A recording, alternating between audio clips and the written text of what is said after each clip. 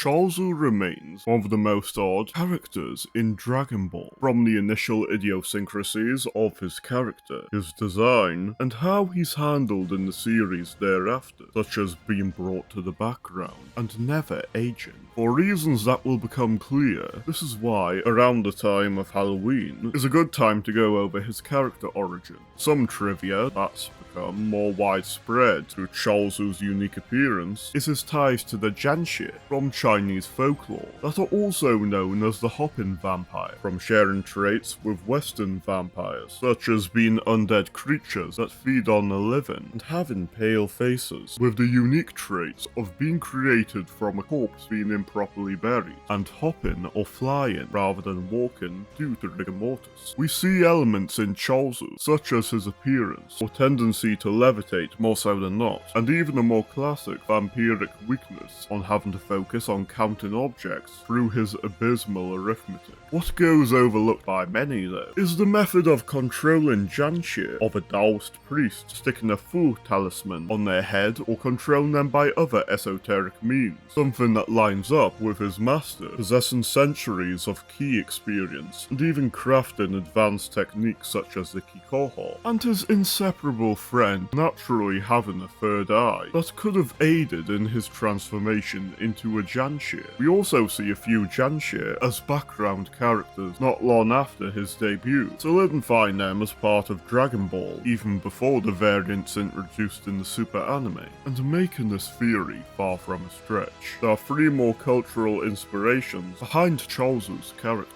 The first is another Chinese one in Nasha, a young demigod in Chinese mythology, who within Xiaoji is unable to defeat Sun Wukong and forced to rely on Ten Shinhan's cultural inspiration, Erlan Chen, both of whom fly due to the Fanhuolen beneath their feet, much as Chaozu and Ten are the first characters we see performing Bukujutsu. Next is the idea of Jiran, a type of paper effigy meant to be burnt as an offering for the deceased. They are also created with a male and female set, which is why in the film Akafushigi Daiboken, an alternate version of Chaozu has a similar doll for a wife. The final one is the Japanese art of bunraku, puppets from the Edo Jidai that were still used in the 20th century, which have pale faces and red cheeks like Chaozu. This also adds to Chaozu having a single hair like a puppet string, along with also conveying the manga trope of ahoge, in which a stupid character has a hair sticking out in a weird way, with that explaining a few unique aspects about Chaozu, such as not aging, his natural psychic abilities, or his appearance. There are still a few odd things with Chaozu. The most obvious is how irrelevant he became, as despite starting off as someone who could challenge Kuririn, he is far weaker than he and Yamcha significantly 3 years later, fails to surpass a Yajirobe who put in far less effort in the Saiyan arc, and even decades later hasn't surpassed Yamcha, even after the latter's long retirement.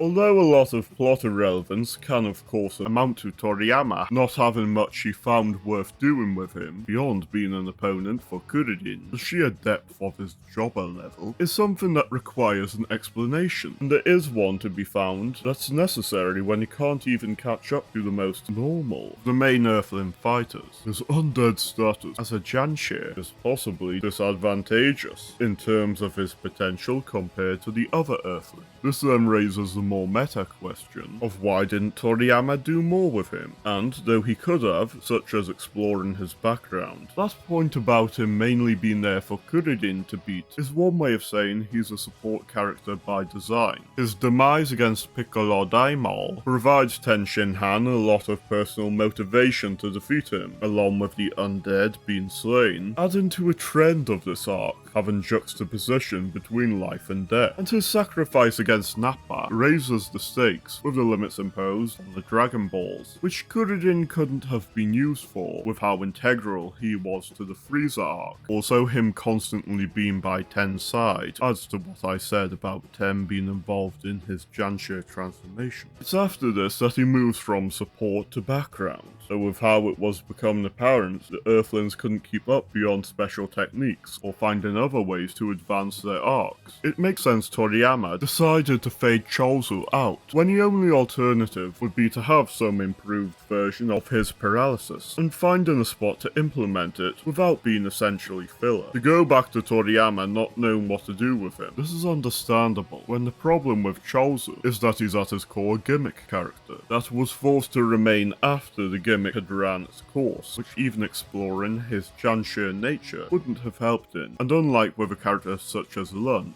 Toriyama wasn't given a good out until later arcs. Another thing worth mentioning is his general characterization, which adds to all I've talked about. Chaozu, even after all these years, can be considered to be trapped as a child in body and mind, with his uncouth personality and dependence on Tenshinhan, making sense when those such as Janshir operate on subconscious or base instincts, rather than refining their rationality. This also makes him lagging behind the others. Makes sense when how well one cultivates their ki going forward can be attributed to their own character growth, and a knowledge of themselves when considering the components that make up ki, with one who makes no such growth in body and mind being doomed to lag behind. That said, he can prove his worth in modern material through this, in defeating Bikara Koita through his rude attitude that hasn't changed, whereas Ten has lost the edge of his early career, though it would be bad if Chaozu suddenly became significant out of nowhere. It does show he could prove useful through his own character traits, much as Mr. Satan was in the Buu arc, if Toyotaro chooses to use him in future stories. All that said, Chaozu's cultural inspirations help inform much of his characterization and lack of growth, making him somewhat cursed in his irrelevance, but still have much to appreciate through this. Thank you for watching through this analysis.